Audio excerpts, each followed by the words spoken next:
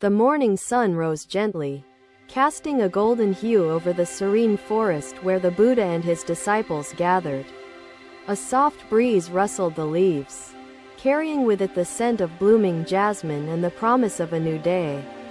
The Buddha sat beneath a towering Bodhi tree, his posture serene, his presence radiating calmness and wisdom. Disciples formed a semicircle around him, their eyes filled with reverence and anticipation for the teachings to come. A young man approached, his steps hesitant, his face etched with worry and exhaustion from a long journey. He knelt before the Buddha, his voice trembling as he spoke of his struggles and the coldness he felt within. The Buddha arrived, his footsteps silent, his presence profound. His saffron robe caught the golden rays of the sun. "My son," he said, "the cold you feel is not merely of the body but of the mind and heart." He gestured for the young man to sit closer, inviting him into the circle of warmth created by the gathering. "Let me share with you a story," the Buddha continued, his voice steady and soothing. "Once, there was a man who lived in a village plagued by harsh winters and biting winds. This man, though surrounded by warmth and shelter, felt an unshakable chill within his soul. He sought answers in the external world, blaming the cold for his suffering, yet found no relief. Let me tell you another story to illuminate your doubts. Kema, he began, when I first renounced the luxuries of my princely life. I wandered alone, burdened with desires and inner turmoil. The man, the Buddha said, decided to journey to a distant land, believing that a warmer climate would ease his discomfort. He traveled through forests and mountains, enduring hardships and challenges, yet the cold within him persisted. It was only when he encountered a wise sage that he began to understand the true nature of his suffering. The Buddha paused, allowing the weight of his words to settle upon the listeners. The forest seemed to hold its breath, the rustling leaves momentarily still as if paying homage to the unfolding lesson. The sage, the Buddha resumed, taught the man that the cold he felt was not an external force but a reflection of his inner state. The disciples sat in thoughtful silence, some with furrowed brows, as they wrestled with the contradictions in their own minds. Ananda, with his ever-inquisitive nature, broke the silence. "Master, if emptiness is freedom, how can we live without clinging to anything meaningful?"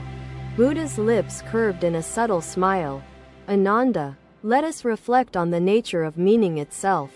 "Master," the young man asked, his voice steadier now, "how can one embrace the cold without succumbing to its harshness? How can one find warmth within?" The Buddha smiled, his countenance radiating a gentle light that seemed to dissolve the chill in the air.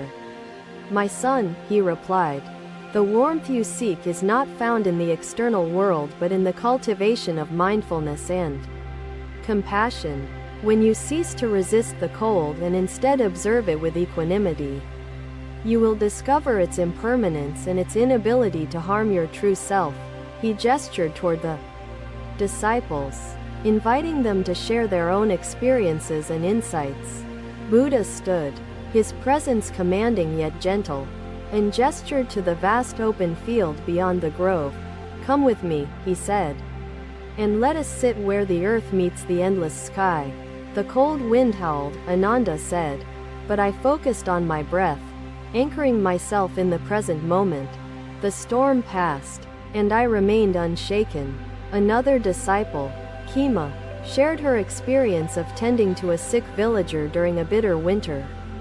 "I felt the cold seep into my bones," she said, "but the warmth of compassion for the suffering villager sustained me. In serving others, I found a fire within that no winter could extinguish." The young man listened, his heart touched by the stories of resilience and inner strength. He felt a flicker of warmth within, a spark ignited by the collective wisdom of the Buddha and his disciples. The Buddha concluded, his voice resonating with clarity and conviction, "Remember, my son, that the cold is but a passing sensation. a transient experience that cannot define you. Embrace it as a teacher, and you will find that it loses its power over you. Cultivate a mind that is unshaken by the winds of change, and you will discover a warmth that no winter can extinguish. The young man bowed deeply, his heart filled with gratitude and a newfound sense of purpose. It holds no attachment to form, yet, from its emptiness, trees, flowers, and all life arise. The young man rose, his steps lighter, his spirit no longer burdened by the cold. He joined the disciples in meditation, their breaths harmonizing with the rhythm of the universe. The Buddha sat in silence, his presence a beacon of warmth and light, guiding all who sought refuge in his teachings. The forest, once shrouded in the chill of morning, now radiated a profound sense of peace and serenity, a testament to the enduring power of inner warmth. Another day, another journey. The Buddha and his disciples arrived at a bustling village surrounded by golden fields of wheat. The villagers greeted them warmly, offering food and water, their faces alight with curiosity and reverence. Among the crowd stood a young woman, her eyes filled with sorrow, clutching a bundle of firewood tightly. She approached the Buddha hesitantly, her voice trembling as she spoke of her plight. "Master," she began, "my family struggles to survive, and the cold nights have stolen the warmth from our hearts. How can we find solace when the world feels so harsh and unforgiving?" The Buddha listened intently, his gaze steady and compassionate, as he invited the woman to sit before him. "My daughter," he said, his voice gentle yet firm, "the warmth you seek is not found in the external world but within your own heart." He gestured toward the firewood she carried, drawing the attention of the gathered villagers. "Let me share with you a story," the Buddha continued, his words weaving a tapestry of wisdom and hope. "Once, in a distant land, there lived a man who sought to build a fire to warm his home. He gathered wood from the forest, yet no matter how much he collected, the fire would not burn. Frustrated and cold, he sought the advice of a wise sage who lived atop a nearby hill. The villagers leaned in closer, their breaths visible in the crisp morning air, captivated by the unfolding tale. The young woman clutched her bundle of firewood, her heart yearning for the lesson hidden within the story. "Let me share a story of impermanence. Dear Ananda," he began, "long ago, when I sought meaning in life, I stumbled upon a stream in the heart of a dense forest.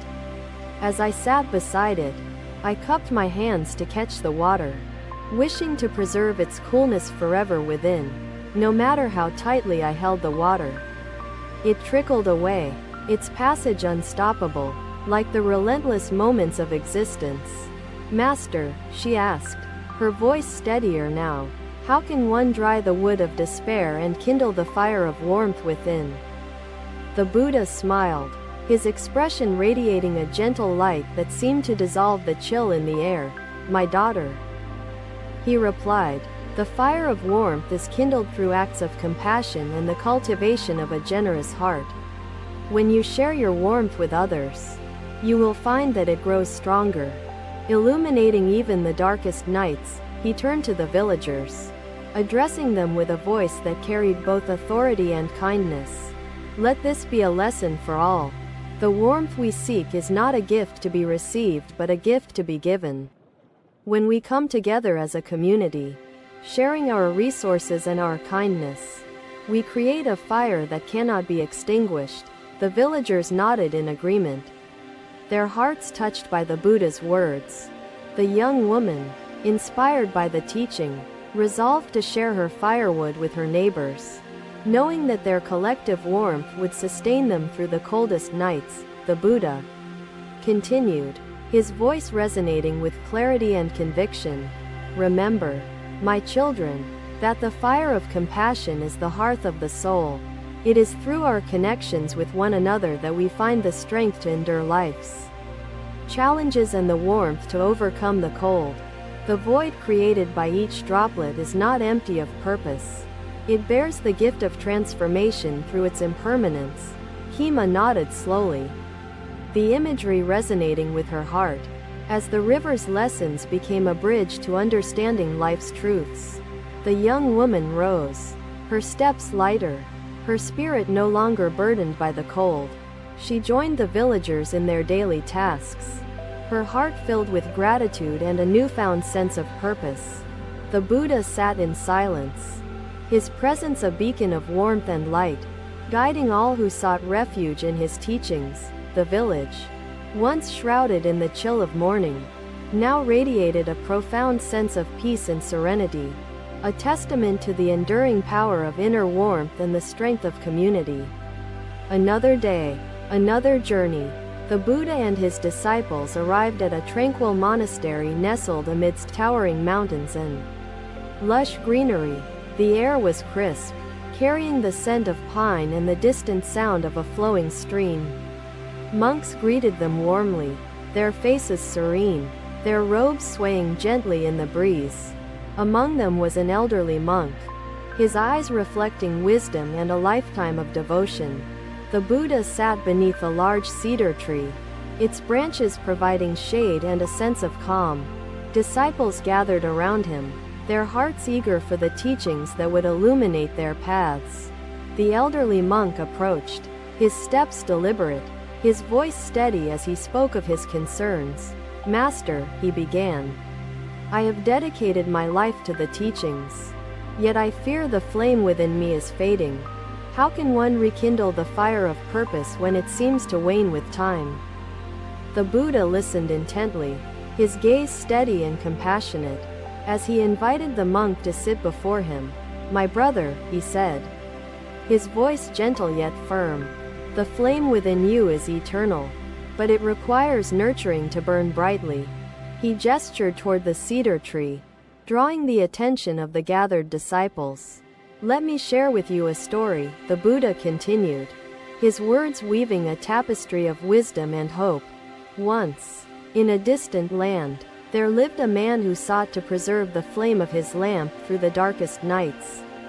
He tended to it with care. Yet over time, the flame grew dim, and he feared it would extinguish. Seeking guidance, he approached a wise sage who lived atop a nearby hill. The disciples leaned in closer, their breaths visible in the crisp mountain air, captivated by the unfolding tale. The elderly monk listened intently, his heart yearning for the lesson hidden within the story. The sage, the Buddha said, taught the man that the flame would not burn brightly because he had neglected to replenish the oil. The air was filled with stillness, broken only by the faint rustling of leaves and the soft chirping of birds. Buddha stood by the water, his robes blending into the surrounding serenity, his presence commanding yet harmoniously gentle to behold. He reached down, plucking a single lotus flower from the pond, its petals glistening with the dew of early morning. "This lotus is perfect in its form, yet its roots lie in the mud, hidden beneath the murky water." Buddha began. "Master," he asked, his voice steadier now, "how can one replenish the oil of mindfulness and strengthen the wick of compassion?" The Buddha smiled, his expression radiating a gentle light that seemed to dissolve the chill in the air. "My brother," he replied, "the oil of mindfulness is replenished through the practice of presence, observing each moment with clarity and equanimity. The wick of compassion is strengthened through acts of kindness and the cultivation of a generous heart. When you nurture these, the flame within you will burn brightly, illuminating your path and the paths of others." He turned to the disciples, addressing them with a voice that carried both authority and kindness. "Let this be a lesson for all. The flame within each of us is a gift to be shared, not hoarded. When we come together as a community, tending to our flames with mindfulness and compassion, we create a light that cannot be extinguished." He began. "Many years ago, while seeking wisdom, I found myself by a pond much like this one, surrounded by serene stillness. As I sat, I noticed the lotus blooms scattered across the surface, vibrant yet anchored in the depths of muddy water. The Buddha continued, his voice resonating with clarity and conviction. Remember, my children, that the flame within you is eternal, a reflection of your true nature. The disciples listened intently, the elegance of Buddha's analogy resonating deeply, inspiring thoughts that pushed the boundaries of their understanding. Buddha continued, the mud represents life's challenges and attachments, yet the lotus transforms them, embracing emptiness to reveal its true potential. As the sun climbed higher, its rays piercing through the canopy of leaves, the monastery seemed to come alive with a vibrant energy. The elderly monk rose, his steps lighter, his spirit no longer burdened by doubt. He joined the disciples in their daily tasks, his heart filled with gratitude and a newfound sense of purpose. The Buddha sat in silence, his presence a beacon of warmth and light, guiding all who sought refuge in his teachings. The monastery, once shrouded in the chill of morning, now radiated a profound sense of peace and serenity, a testament to the enduring power of inner warmth and the strength of community. Thank you for watching. Buddha's teachings are always with you. Subscribe to our channel and we will see you in the next video.